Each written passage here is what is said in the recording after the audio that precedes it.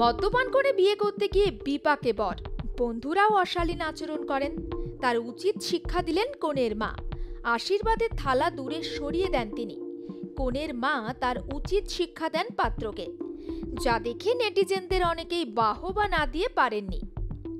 আমাদের দেশে অনেক বাড়িতেই মনে করা হয় বিয়ের আসরে মেয়ের বিয়ে না হলে কনে লগ্নভ্রষ্টা হবে। তাই অনেক সময় বরপক্ষের একাধিক দাবি দেওয়া এবং অশালীন আচরণ দেখলেও চুপ করে মেনে নেন অনেকে।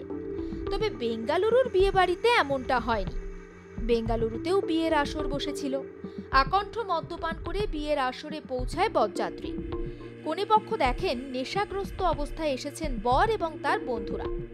ঘটনা প্রতিবাদ করে বরকে ফিরে যেতে বলেন কনের মা। মহিলা বলেন, এখনই বরের এই পরিস্থিতি হলে ভবিষ্যতে আমার মেয়ের কি হবে? একথা জানিয়ে বরপক্ষকে ফিরে যেতে বলেন তিনি। ভিডিওটি ভাইরাল সোশ্যাল মিডিয়ায়। কনের মায়ের এমন সাহসী পদক্ষেপকে সাধুবাদ জানিয়েছেন নেটিজেনরা।